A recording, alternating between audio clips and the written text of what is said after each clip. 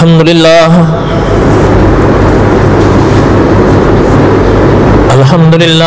نحمده ونستعینه ونستغفره ونؤمن به ونتوکل علیہ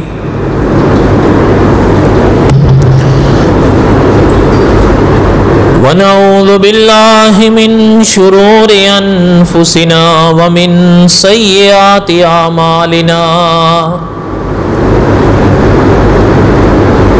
من يهده الله فلا مضل له ومن يضلله فلا هادي له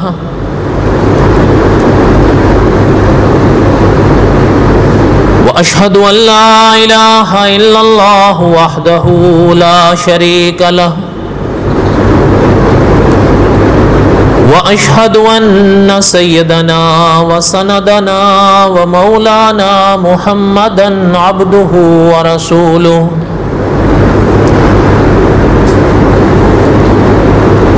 أما بعد أعوذ بالله من الشيطان الرجيم بسم الله الرحمن الرحيم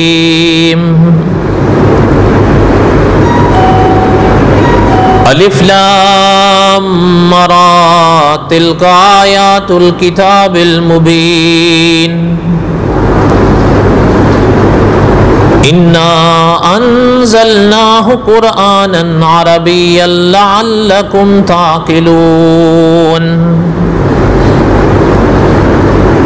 نحن نقص عليك احسن القصص بما اوحينا اليك هذا القرآن وإن كنت من قبله لمن الغافلين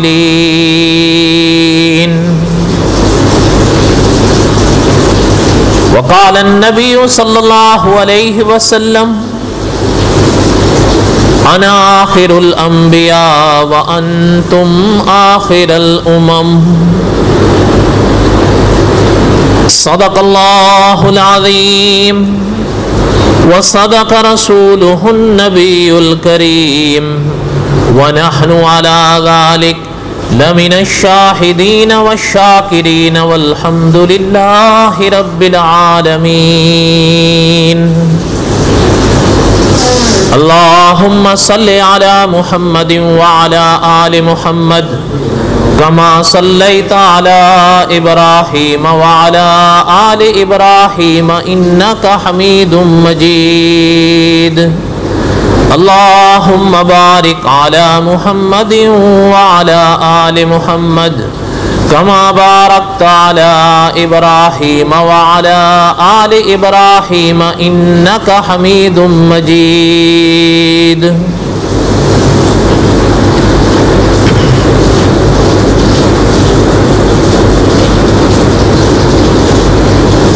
صاحب ایک ذرا ہیلپ کرے ہو وہ پانی میں فریج کھول گیا تھے رکھ دو ذرا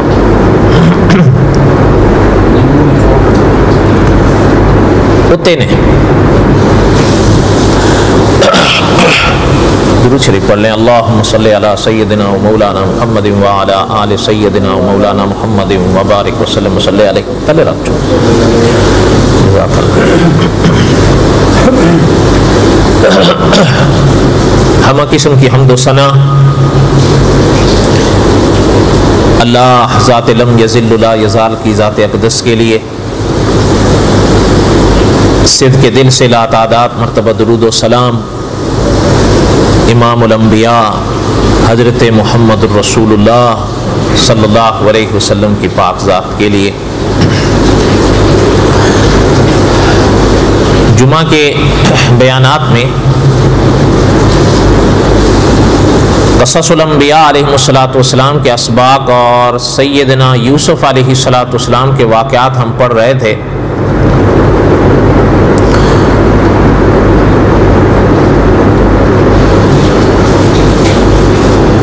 کئی بار میں نے اس بات کو دہرایا ہے کہ یہ ایسے اسباق نہیں ہیں جو میں پہلی بار پڑھ رہا ہوں یا آپ پہلی بار سن رہے ہیں،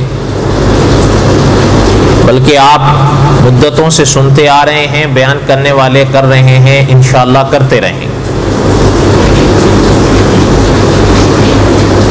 علماء یوں لکھتے ہیں کہ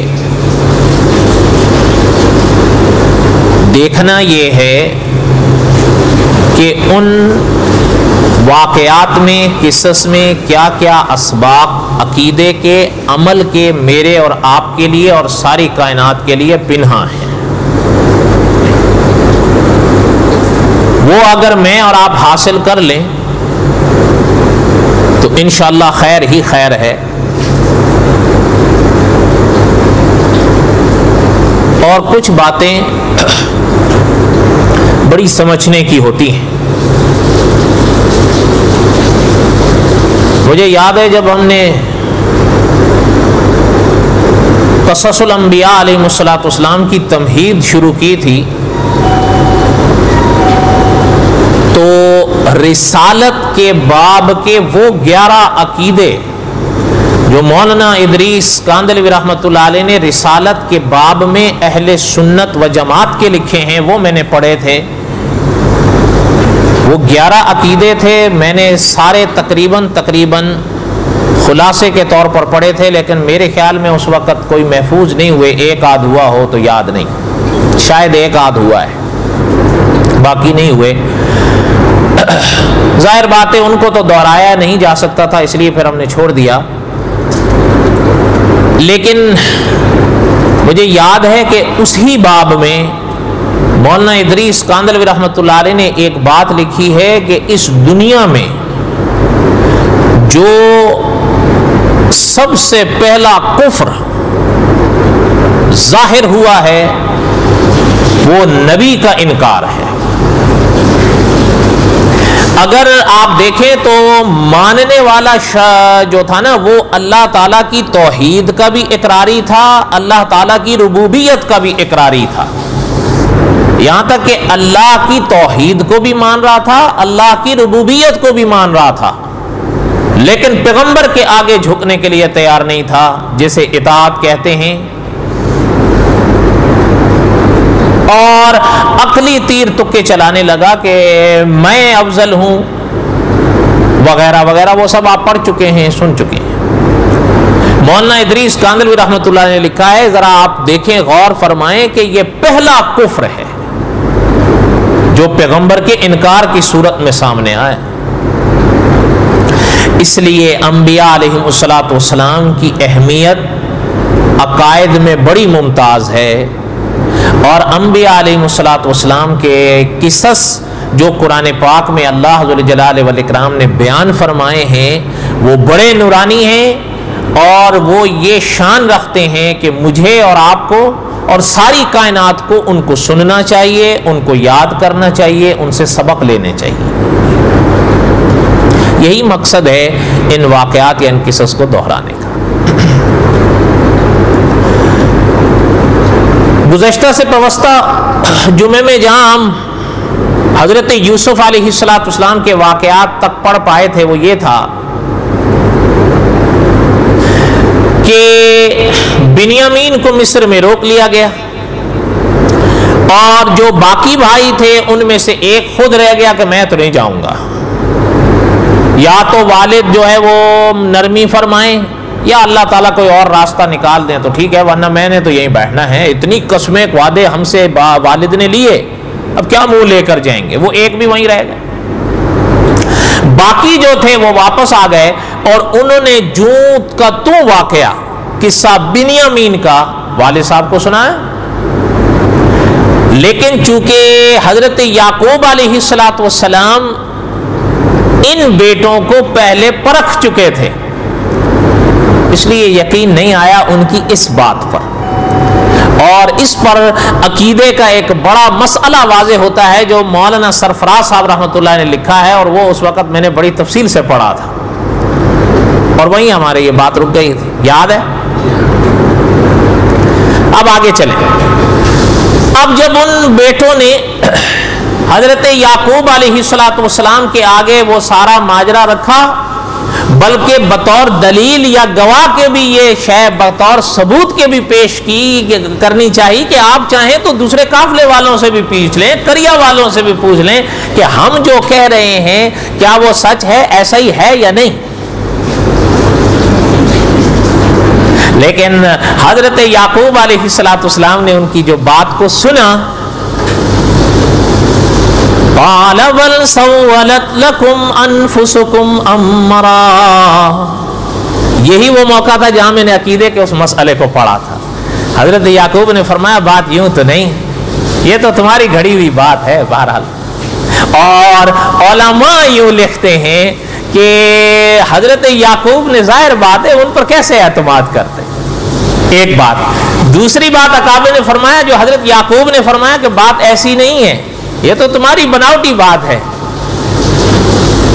اب ظاہر بات ہے حضرت یعقوب کو جو پہلے گزر چکا تھا وہ یاد ہے، حضرت یوسف کی بات علیہ السلام۔ اچھا، اکابر نے ایک بات اور بھی بڑی باریک لکھی ہے کہ اگر آپ دیکھیں تو پیغمبر کا کلام جھوٹ نہیں ہوتا، اور یہ بات بھی بالکل صحیح ہے کہ قال بل سولت لکم انفسکم امرا۔ حضرت یعقوب کو اس وقت بھی جو ہے وہ سمجھ گئے تھے کہ انہوں نے کچھ بات کی ہے، اور ابھی بھی اس بات پر ایسے یقین تو نہیں آیا کہ یہ سچ ہے، کیونکہ بنیامین چوری تو نہیں کر سکتے تھے، ان کے بیٹے تھے وہ، اور اطلاع جو آ رہی ہے وہ چوری کی آ رہی ہے۔ لیکن یہ بھی مانی ہوئی بات ہے جو ہم نے اس وقت پڑھا کہ اس وقت وہ سچ بول رہے تھے۔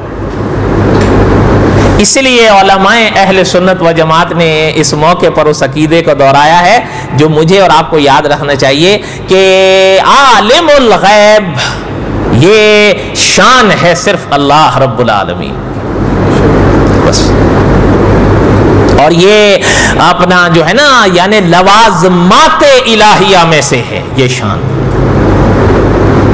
وہ ہم نے خیر پڑھ لیا، دعا کریں اللہ تعالیٰ کچھ یاد رکھنے کی توفیق دے۔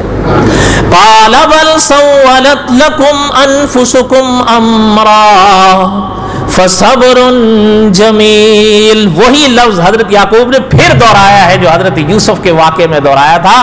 قال بل سولت لکم انفسکم امرا فصبر جمیل، میرے لیے صبر جمیل ہی ہے۔ پیغمبر دیکھیں کتنے بڑی آزمائش میں ہیں، لیکن اس کے باوجود بھی صبر کا دامن نہیں چھوڑ رہے، بلکہ صبر جمیل کا دامن نہیں چھوڑ رہے۔ ایک ہوتا ہے صبر، ایک ہوتا ہے صبر جمیل، یہ تو خیر بہرحال آپ مجھ سے بہتر جانیں گے۔ البتہ ایک بات یاد آئی وہ بھی سن لیں، 5ویں صدی میں آپ صلی اللہ علیہ وسلم کی امت میں ایک عالم گزرے ہیں، علامہ ابن ابی دنیا رحمت اللہ علیہ۔ کتنا ہو گیا، 1000 سال ہو گئے۔ انہوں نے ایک کتاب لکھی تھی اپنے زمانے میں صبر پر۔ صبر کس کو کہتے ہیں، صبر کی تفصیلات کیا ہیں، اس میں ایک بات بڑی عجیب حضرت نے لکھی ہے۔ حضرت نے لکھا ہے صبر کی 2 قسمیں ہیں اور صبر کی 10 صورتیں۔ بڑی انسان حیران ہوتا ہے، بلکہ اب ظاہر ہے ساری باتیں تو نہیں سنائی جا سکتی، لیکن ان 10 میں سے ایک سنا دوں آپ کو۔ مولانا نے لکھا ہے رحمت اللہ تعالی علیہ، بڑی عجیب بات ہے اور یہ آپ خود بھی محسوس کریں گے، یا اگر پہلے محسوس نہ کی ہو تو اب کریں گے۔ حضرت نے لکھا ہے جو صبر کی 10 صورتیں ہیں نا، ان 10 صورتوں میں سے ایک صورت یہ ہے کہ نمازی 2 رکعت نفل پڑھا کرے، یہ بھی صبر کی ایک صورت ہے۔ حقیقت ہے جب انسان جو ہے نا 10 مثال کے طور پہ میں بات کر رہا ہوں، سنت پڑھ لے گا، فرض پڑھ لے گا، 2 رکعت سنت ظہر کی پڑھ لے گا، اس کے بعد انسان کو کہیں نہ کہیں خیال آ جاتا ہے یار فرائض واجبات سنت تو پوری کر لی، اب نفل تو ویسے بھی کوئی ضروری تو نہیں ہے۔ اب اگر اٹھ کر 2 رکعت نفل پڑھ لے گا، حضرت نے فرمایا یہ بھی صبر کی اقسام میں سے صورتوں میں سے ایک صورت ہے۔ اور اسی موقع پر وہ بات اگر آپ یاد کر لیں تو انشاءاللہ کبھی نفل چھوٹیں گے نہیں، جو حضرت عارفی رحمت اللہ علیہ نے فرمائی ہے، جو عارفین کا ہی حصہ ہے، فرمایا کہ جو فرائض ہوتے ہیں یہ خدا کی عظمت کا حق ہیں، جو نوافل ہوتے ہیں یہ خدا کی محبت کا حق ہے۔ اس لیے کوشش کیا کریں جان نماز کا موقع ملے تو آخر میں 2 رکعت نفل پڑھ لیا۔ خیر فرمایا کہ فصبر جمیل، قال بل سولت لکم انفسکم امرا فصبر جمیل، میرے لیے صبر جمیل ہی اچھا ہے۔ صبر جمیل کون سا ہے؟ ہو سکتا ہے اس وقت ہم نے پڑھا ہو، ایک بار پھر دوہرا لیتے ہیں، مجھے یاد نہیں۔ اپنا جن کی کتاب ہم قصص الانبیاء میں پڑھ رہے ہیں نا سبقن، مولانا محمد عبد الرحمان صاحب مظاہری،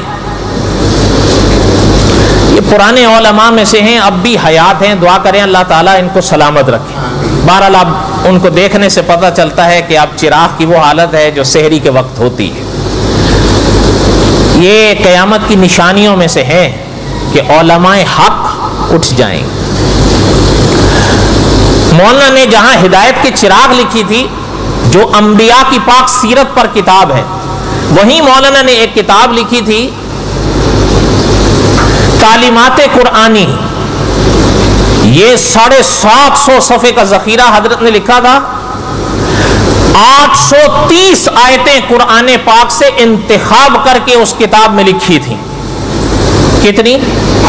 830 آیتیں، اور وہ آیات 830 انتخاب کی جن کا تعلق انسان کے عقیدے اور روح کے ساتھ ہو، جسے کہیں نہ کہیں تصوف بھی کہہ دیا جاتا ہے، اور آپ کی اور ہماری آسان زبان میں کہتے ہیں پیری مریدی۔ بڑی ایک عجب کتاب ہے۔ کلام پاک کی ان 830 آیات میں کیا کیا انوار لپٹے ہیں، حضرت نے بڑے وضاحت کے ساتھ معنی اور تفسیر کے ساتھ لکھا ہے۔ 830 آیتوں میں سے سورہ یوسف کی 21 آیتیں حضرت نے انتخاب کی تھی۔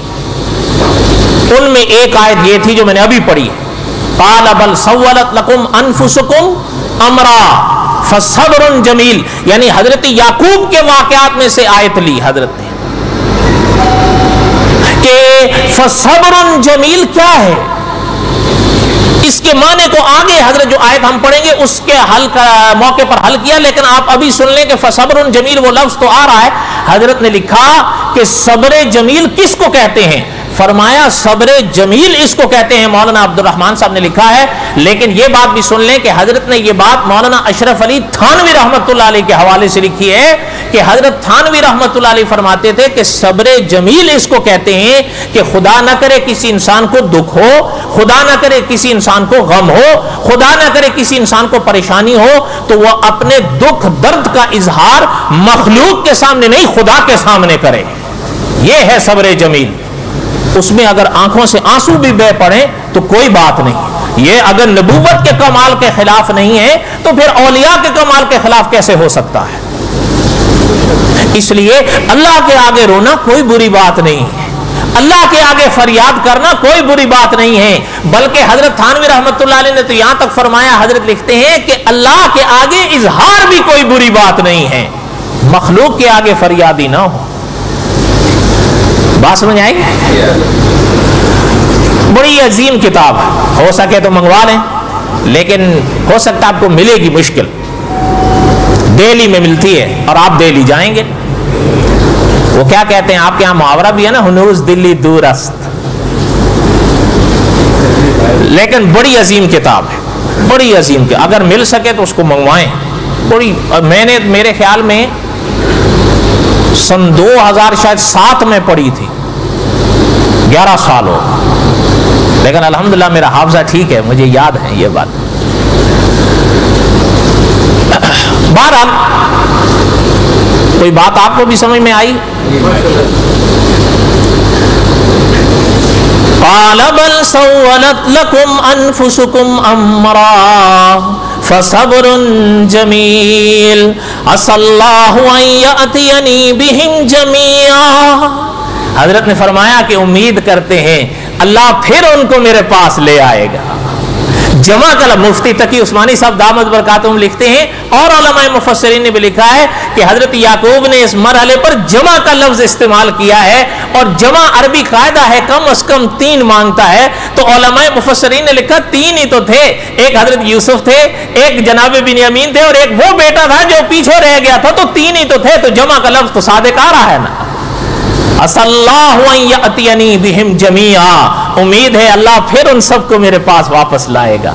انه هو العلیم الحکیم، اس لیے کہ اللہ علیم بھی ہیں حکیم بھی ہیں۔ دیکھیں پیغمبر کتنے صبر میں بیٹھے ہیں۔ وَتَوَلَّى عَنْهُمْ وَقَالَ يَا أَسَفَىٰ عَلَىٰ يُوسُف، مدت کے بعد پیغمبر کے ہونٹوں پہ حضرت یوسف کا نام آیا۔ وَتَوَلَّى عَنْهُمْ وَقَالَ يَا أَسَفَىٰ عَلَىٰ يُوسُف، ان بیٹوں سے رخ پھیر لیا پیغمبر نے. وتولا, پھر گئے, عنہم, ان سے. وتولا عنہم وقال یا اسفا علی یوسف, کہنے لگے ہائے یوسف.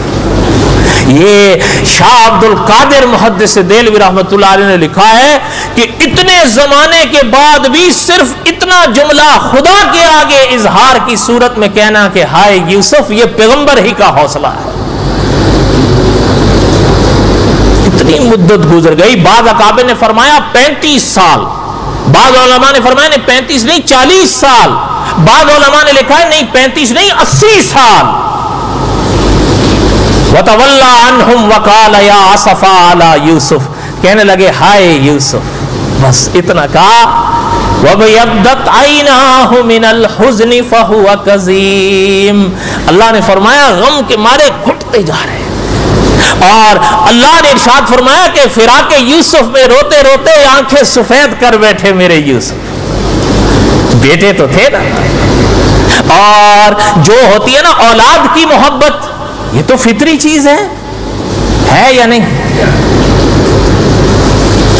وَتَوَلَّى عَنْهُمْ وَقَالَ يَا أَسَفَا عَلَى يُوسُفَ وَابْيَضَّتْ عَيْنَاهُ مِنَ الْحُزْنِ فَهُوَ كَظِيمٌ, آنکھوں کا نور گواں بیٹھے.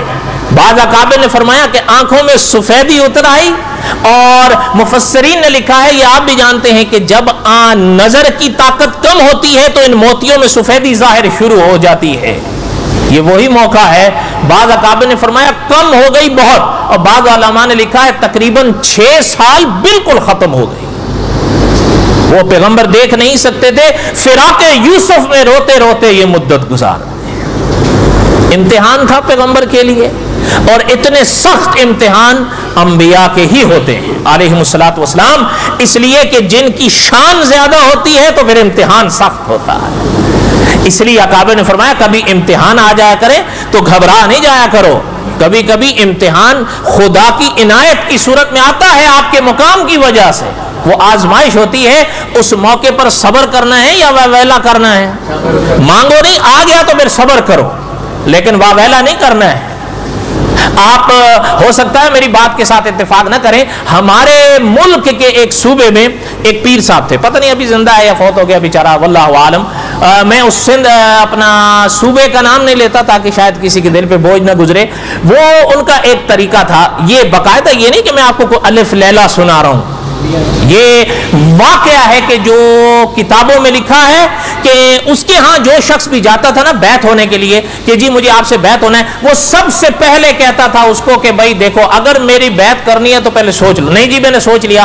اچھا اگر بیعت کرنی ہے نا تو سب سے پہلے اگر تیرے چہرے پہ داڑھی ہے اس کو صاف کر, مونڈ دے. ایک بات. دوسری بات, نماز کی کوئی پابندی نہیں کرنی ہے, کبھی پڑھ لی بس ٹھیک ہے فبہا, ورنہ کوئی ضروری نہیں ہے.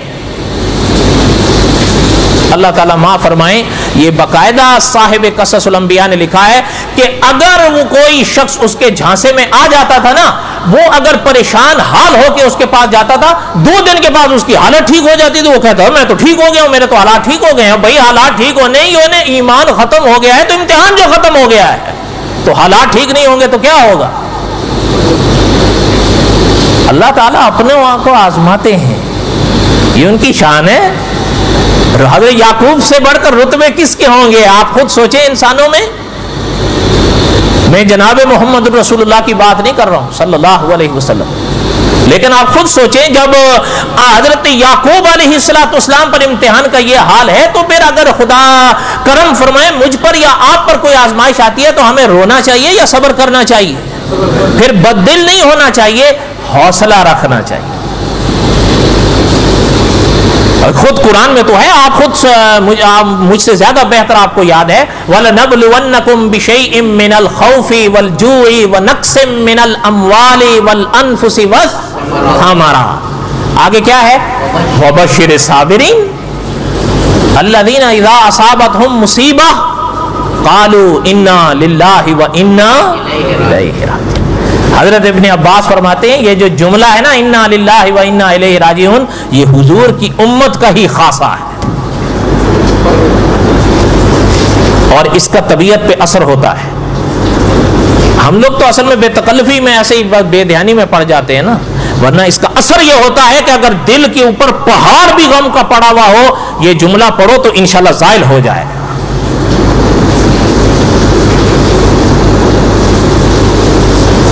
حضرت یعقوب علیہ السلام کی نگاہوں کے بارے میں علماء مفسرین نے لکھا کہ تقریباً 6 سال تو بالکل چلی گئی، امتحان تھا پیغمبر پر۔ اچھا، وہ جو بیٹے تھے نا، انہوں نے جو سیدنا یوسف کا نام سنا ہو، مدت بعد بھی تو جو پاس تھے، کہنے لگے قالوا تاللہ تفتأ تذکر یوسف حتی تکون حردا او تکون من الحالکین۔ آج تک یعقوب یوسف کو نہیں بھول رہے ہو آپ؟ بعض علماء نے فرمایا ہے یہ بطور تان کے تھا، یوسف کے حوالے سے جو انہوں نے کہا، لیکن کچھ علماء نے لکھا ہے نہیں، اس موقع پر تان کے نہیں، ترس کے طور پر تھا۔ کوئی باتیں آپ کو بھی سمجھ میں آ رہی ہیں میرے دوستو؟ اچھا، اب جب حضرت یعقوب علیہ السلام نے یہ بات سنی نا ان سے کہ بچے یہ کہہ رہے ہیں، تو حضرت یعقوب علیہ السلام نے جواب دیا، قال انما اشکو بثی وحزنی الی اللہ وَأَعْلَمُ مِنَ اللَّهِ مَا لَا تَعْلَمُونَ۔ حضرت یعقوب نے فرمایا میرے بیٹو، قَالَ إِنَّمَا أَشْكُو بَثِّي وَحُزْنِي إِلَى اللَّهِ، میں اپنے آنسو، اپنی فریاد، اپنی آہیں صرف خدا کے آگے پیش کر رہا ہوں، تمہارے آگے تو نہیں پیش کر رہا ہوں، تمہیں کیا ہے؟ قَالَ إِنَّمَا أَشْكُو بَثِّي وَحُزْنِي إِلَى اللَّهِ وَأَعْلَمُ مِنَ اللَّهِ مَا لَا تَعْلَمُونَ، اور خدا کے بارے میں جو میں جانتا ہوں وہ تم نہیں جانتے۔ اچھا، اب جب وہ بیٹا نے جو جواب سنا پیغمبر کا، تو ساتھ ہی حضرت یعقوب نے فرمایا دیکھ، یا بنی اذهبوا فتحسسوا من یوسف واخیہ۔ مدت بعد، اب یعنی علماء مفسرین نے لکھا ہے کہ دیکھیں اب مدت بعد یہ موقع آیا ہے، ورنہ کہیں پڑھنے میں نہیں آتا کہ اس سے پہلے کہیں حضرت یعقوب نے اپنے ان بچوں سے یہ فرمایا ہو جو اس موقع پر فرمایا، یا بنی اذهبوا فتحسسوا من یوسف واخیہ، جاؤ میرے یوسف کو تلاش کر کے لاؤ، جاؤ میرے بنیامین کو تلاش کر کے لاؤ۔ اور یعنی یہ علماء مفسرین نے لکھا ہے کہ حضرت یعقوب علیہ السلام کو کرینہ تھا، اور اب پیغمبر علیہ السلام بھی یہ شے سمجھ رہے تھے کہ اب یہ ایک امتحان ہے جس نے ختم ہونا ہے اپنے وقت پر، اس لیے پیغمبر۔ اچھا، بعض علماء مفسرین نے یہ بھی لکھا ہے کہ کرینے سے تو حضرت یعقوب جانتے ہی تھے کہ یوسف جہاں بھی ہیں کہیں نہ کہیں وہ ہیں ضرور، اس لیے جہاں بھی ہیں وہ سلامت ضرور ہے، لیکن ابھی اللہ کو منظور نہیں ہے کہ ملاقات ہو، ایک بات۔ دوسری بات، بعض تفسیر کی کتابوں میں علماء مفسرین نے یہ بھی لکھی ہے، شاید آپ حیران ہوں گے، کہ حضرت یعقوب علیہ السلام ایک دفعہ سوئے تو سونے کی حالت میں پیغمبر نے ایک خواب دیکھا، اور یاد رکھیں پیغمبر کا خواب علماء اہل سنت و جماعت نے لکھا ہے کہ یہ وحی ہوتا ہے، خدائی پہرے رہتے ہیں پیغمبروں کے پاک وجود پر، پیغمبروں کے پاک دل پر، شیطان جیسے ان کے جاگنے کی حالت میں ان کے پاس آ کر حملے نہیں کر کے گزر سکتا، اسی طرح خوابوں میں بھی پیغمبر کے شیطان نہیں گزر سکتا۔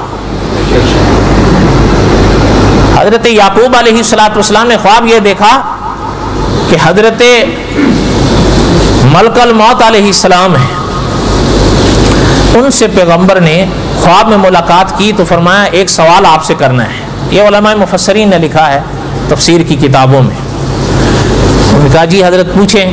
فرمایا کہ آپ کے ذمے اللہ نے رکھا ہوتا ہے ابن آدم کی روحوں کو قبض کرنا، یہ تو صحیح ہے نا؟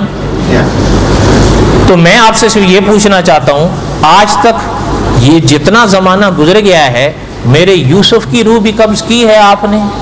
تو حضرت ملک الموت علیہ السلام نے فرمایا کہ حضرت ابھی تک حضرت یوسف کی روح میں نے قبض نہیں کی۔ تو علماء مفسرین نے لکھا یہ دو قرینے تھے جس سے حضرت یعقوب کو یہ یقین تھا کہ میرے یوسف کہیں نہ کہیں زندہ سلامت موجود ہے۔ جب اللہ کو وہ منظور ہوگا تو پھر ملاقات بھی ہو جائے گی، جب امتحان ختم ہوگا تو پھر ملاقاتیں بھی ہوں۔ اس لیے فرمایا کہ یا بنی یذهبوا فتحسسوا من یوسف واخیہ، جا کر یوسف اور ان کے بھائی کو تلاش کرو۔ ولا تیأسوا من روح اللہ انہ لا ییأس من روح اللہ الا القوم الکافرون۔ فرمایا میرے بچوں کبھی مایوس نہیں ہونا، تم تو مایوس ہو کر بیٹھ گئے ہو، اللہ کی رحمت سے مایوس صرف کافر ہوا کرتے ہیں۔ پیغمبر کے الفاظ دیکھیں، یہ جملے سوائے پیغمبر کے اور کہہ کون سکتا ہے؟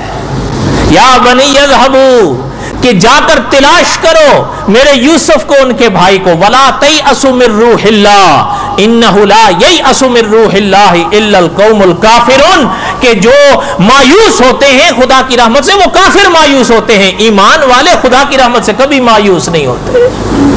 اس لیے اپنا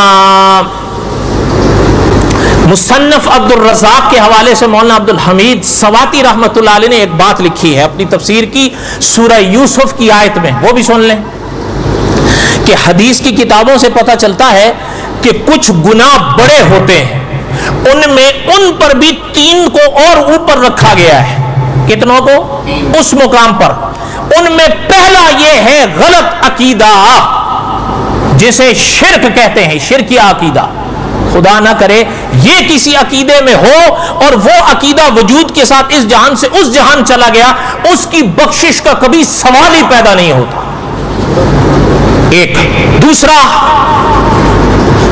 یہ میرے اور آپ کے سمجھنے کے لیے قصص الانبیاء آپ سن رہے ہیں، سنتے رہیں گے انشاءاللہ، یہ کچھ باتیں پلے تو باندھ لو۔ دوسری بات میرے اور آپ کے لیے ہے، اس کو گرے میں باندھ کے چلے جاؤ کہ یہ ایک بڑا گناہ ہے شرک کے گناہ کے بعد کہ کوئی انسان خدا کے خوف سے بے فکر ہو جائے، اسے فکر ہی نہ رہے، جو گناہ مرضی آئے کرتا چلا جائے، شراب ملے وہ پی جائے، خنزیر ملے وہ کھا جائے، حرام ملے وہ ٹھوس جائے، زنا ملے وہ کر جائے، یہی سوچ سوچ کے بس جی اللہ تعالیٰ غفور الرحیم ہے۔ اور اللہ کے بندو اگر اللہ تعالیٰ غفور الرحیم ہے اس میں کوئی شک نہیں، لیکن وہی قرآن تو حدیث بتاتا ہے کہ اللہ قہار بھی ہیں، اگر اللہ کی گرفت میں کوئی آ گیا تو پھر بچ نہیں سکے گا۔ اس لیے کوشش کیا کریں کہ جو خدا نہ کرے، ابھی میں نے پہلے آپ سے عرض کیا نا کہ صبر کی کتنی صورتیں ہیں ابھی بتائی ہیں، ان میں سے ایک میں نے سنائی، ایک اور بھی سن لو۔ حضرت نے لکھا، علامہ ابن ابی دنیا رحمۃ اللہ علیہ کے بعد حضرت نے لکھا کہ 10 صبر کی صورتوں میں سے ایک صبر کی صورت یہ بھی ہے کہ کوئی گناہ کا موقع آ جائے انسان نہ کرے خدا کی خاطر، یہ بھی صبر ہے اور یہ بہت بڑا صبر ہے۔ آپ تجربہ کر لیں، خیال رکھو گے اپنا تو بولو تو صحیح، میرے حال میں ذرا ڈھیلے ارادے ہیں، تبھی تو جواب سے ہی انسان کو پتہ چل جاتا ہے نا۔ اب آخر آپ کے ساتھ مجھے بھی 8 سال ہو گئے ہیں واسطہ پڑے ہوئے، کوشش کیا کریں، اس لیے کوئی پتہ نہیں یہ آنکھ کب بند ہو جائے، ایسا نہ ہو کہ یہاں بستر پہ سوئیں اور آنکھ کھلے تو قبر میں پڑے ہوئے ہوں، پھر وقت ہاتھ نہیں آئے، پھر وقت ہاتھ نہیں آئے، اور ایک دن جانا تو ہے۔ تو بہرحال حضرت یعقوب علیہ السلام نے فرمایا کہ اللہ کی رحمت سے صرف کافر مایوس ہوتے ہیں، ایمان والے کبھی مایوس نہیں ہوتے، جا کے ڈھونڈو۔ اب چلے پھر بھائی حضرت یوسف کے، اور مولانا عبد الرحمن صاحب دامت برکاتہم اپنی کتاب تعلیمات قرآنی میں لکھتے ہیں کہ اب پھر قافلے کی صورت میں دربار یوسفی میں پہنچتے ہیں، اور یہ دربار یوسفی میں ان کی تیسری حاضری تھی۔ اب جیسے ہی داخل ہوئے حضرت یوسف علیہ السلام تو بادشاہ کے، یعنی آپ ایسا سمجھے، بعض اکابر نے تو فرمایا کہ ایک لحاظ سے وہ خود ہی بادشاہ ہیں،